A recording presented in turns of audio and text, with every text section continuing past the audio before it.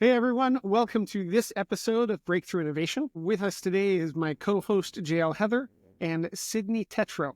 She's a visionary technology leader, a serial entrepreneur, and a nationally recognized innovator who has transformed industries that are at that intersection of technology, creativity, and business. She has an amazing track record. I'm just looking at her CV. She's grown a wellness company by 100 million in just 24. She's raised a record-setting 118 million in funding. She built and sold and operated 3 different companies, spanning from 3D printing to AI to digital transformation. And she's helped drive over $1 billion in growth for big business brands like Verizon and Microsoft. She's also collaborated with a bunch of other well-known brands like Marvel and Star Wars and Hasbro and the NFL and MLB and Target and Walmart. Tons of cool stuff. One that I'm interested most in, I think, is her work with Disney Imagineering. And that shaped a lot of her approach to innovation and blending storytelling with technology to create that really transformative customer experience. As a 2-time patent holder and an EY Entrepreneur of the Year, I think you could say that Cydni is a true trailblazer. In today's episode, we're going to explore the art of the possible, breaking down resistance to change and scaling innovation across industries. So get ready for an inspiring conversation about leadership, some creativity, and what it takes to push boundaries to create a meaningful impact. So Cydni, thanks for being here, and we are thrilled to have you on the show. Oh, thanks for having me. I'm so happy to be here with both of you. It's great. And so to start off, I'd love to hear just a little bit about your journey, what led to where you are today. Yeah, I'll give you kind of the quick highlights of where this took. So I studied computer science when I was in college, but I think more interesting is like the catapult that sent me there is I had this opportunity to be a software tester in high school. And that math was always my thing. So that was also always true. But my opportunity to be a software tester created this exposure to technology and the opportunity of who I could become that truly shaped my future. Because from the moment I was in high school, I started becoming involved in the leading edge of technology.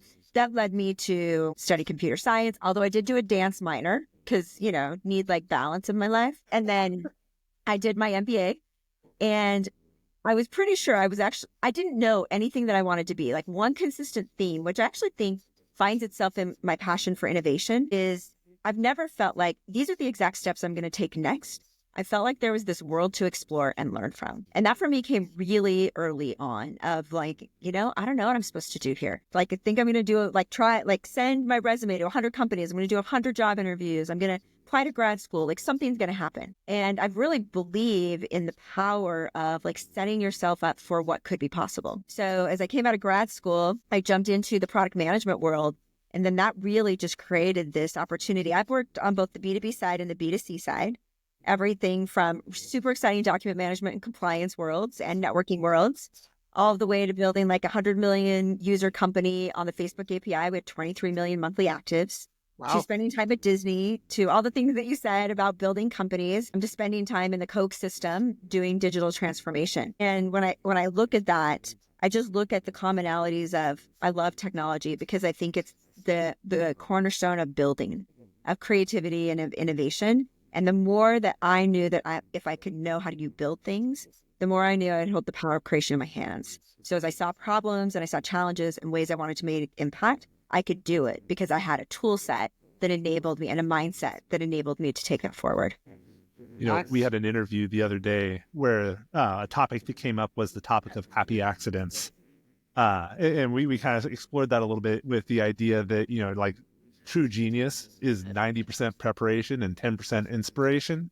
And that's kind of what I hear you saying is like, get yourself out there, cast a really wide net, do what you can to prepare, but then look for the happy accidents, look for the things, the connections, whatever they are that you didn't expect that are going to take you somewhere wonderful. That's right. Exactly. And be willing to take the opportunity as far as it goes. Like I love that commentary of happy accident because you don't really know. It's a very circuitous path for all of our careers. And so what you're trying to do is gain tools and skills and inspire people. And it's going to open some door along the way. And do you know what? Some of the doors are going to close. Like you're going to go through them and you'll be like, oh, yep, time out, back it up. And that's totally fine because along that way you learned something. And that's kind of the journey of any innovation or any problem solving is you have to be willing to go to the places other people aren't to make things happen. Totally agreed. So along that lines of a journey, you worked for Disney Imagineering, and they're known for innovation and stuff. I'd love to hear what did that experience have for you? What influence did that have in your life? What were some of the key lessons that you could take away from it? I mean, clearly, the Disney experience, it did, as you said, it left an indelible mark on like me as a person and the things that I have come to like believe and shape since my time there. At the core of Disney when I was there. So I had this opportunity in Imagineering to be in an R&D group. So my job was super unique because it was about what innovation do we think disrupts the company over the next decade? So all leading at innovation, from robotics to computer vision to you name it, we explored it. And going into Disney, I had very vast experience in product validation and in software and development and all of, networking, all of those kind of things. I got exposed to all the other things, from 3D printing to virtualization to really a lot of the advancements happening in AI and robotics and just really, really cool things. But what Disney is good at, and the thing that I walked away from, is because big companies, we often talk about the innovator's dilemma. They struggle with innovation because you have business models that compel you to make economics work. And because of that, we build operating entities that do that. And that leaves opportunities for startups and other people. So the challenge every company faces is, how does innovation become in the DNA of the people, in the DNA of an organization, where everything that you think about might not become possible, but that you have a mindset that you're willing to try and experiment, because when they do, they create immense opportunity for an organization. I mean, it's been said, right? To have a good idea, you have to have many ideas. And so fostering that is really difficult. But to sit at the feet and watch a company like Disney embrace this process of ideation, this process of experimentation, and do so always grounded in the guest. Because one of the other things we sometimes miss on innovation is that the power of innovation is that when you are sitting in the place of the business and the customer's life you're trying to transform. Because that's, businesses, they're built, they have economic engines, right? We're trying to disrupt ourselves, we're trying to build value. Each one of our businesses have different value. But what they do have is customers that you want to love them, that you want to build loyalty with, that you want to come back to you time and time again, and that you want in the relationship you create with them to create something so powerful that it never goes away from the relationship, because that's how you build sustainable long-term value of organizations. So a company like Disney has to think about that a lot. And what that means is you have to be willing to lean in and say, we're going to understand the greatest problems we have, and we're going to ask ourselves, what could be possible if we could solve this problem? If we could do this, how would it change the guest experience? What would that mean for them? What would it mean for our business? And for me, that has become the mark of everything that I do. Like, sit in a space of, if I had no constraints, if I had none of the people telling me why budgets and people and resources can't be possible, how could we change the business? And eventually we're going to come back to constraints. But when you constrain your thinking at the beginning, you never get to the big idea. And if you can get to the big idea, I promise you can be creative about constraints. We do an icebreaker. It's called Tigers and Bears. We do it a lot, and it's a lot of fun. And if you've never done it before, Cydni, the way it works is you have two people who are kind of facing off. One person is arguing for tigers, one person is arguing for bears. And this is going to apply to Disney in a fun way. The person who's arguing for tigers are like, tigers are great because, right? And they give a reason. And then you count how many reasons they give. And then the person who talks about bears does the same thing for bears. And whoever has the most wins, right? And when we do this, invariably, people get like 15, 20 things in 2 minutes, right, that they could say. And the funny part of it is, it's almost always because they stick to things that they absolutely know are true or pretty true about those animals. And it's a great way, one, to have some fun, and then two, for us to make the point, like, look, if all you did was stick to what you absolutely knew about tigers, and you never said tigers are great because they bounce on their tails, you wouldn't have had Tigger, right? Bears are great because they sing, you would have never had the Jungle Book. So sometimes it really is those unconstrained ideas that lead to the breakthrough innovation that we all really, really want in our business. So I love that idea of don't constrain yourself too early. Open the faucet and filter later. Yep. That's really become I made a very intentional mindset shift to think that way. Yeah. I remember the very first time I did an exercise, a sticky exercise on like unconstrained thinking. I was teaching in the Goldman Sachs program, and I was going through my training, teaching this growth module. And I remember they set the whole thing up, and I had these Post-its in front of me, and I did all the things we all do. I'm like, bad idea. Someone's going to judge me. That's never going to work. Oh my gosh, I can't do that. I went through all the things, and I'm like, okay, great. I have no Post-its. I'm really, really bad at this. And then you step back, and over time you say, wait, just like you said, wait, why can't I say like they make great stuffed animals? Why can't I say like all of the things, right? That Yeah. that might possibly come to mind that you might be worried someone judged, but then they unlock your brain. And I actually believe to come to breakthrough innovation, you have to practice. You have to put yourself in situations where you don't do the same thing every day and you don't think about the same thing every second. Absolutely. And you're also highlighting the importance of the people who are setting up the environment for innovation have to make it safe. That's right. If you don't Because feel you're gonna safe, fail. yeah, exactly. And if that is a risk for you, then you're not going to do it. Sure. So I think, highlighting that as a priority for innovation is great. I totally agree. I mean, I would say 95% of the things I worked on, you're never going to see, never even going to hear about. Yeah. Right. Like, and I can't even tell you what they are. Right. From like rides I rode in backlots to like just amazing things that were like that fed your soul, that were so inspiring. And they're like, yeah, but you know what? At the end of the day, we can't take it live for all the reasons that might not make sense. But you know what? It leads to the next thing, and it leads to Absolutely. the next thing. It inspired this person. Yeah. That's great. Well, so that touches on maybe the next question I want to ask you is realizing that 95% of the things might not ever make it. How do you start to measure the success of innovation beyond those traditional business metrics?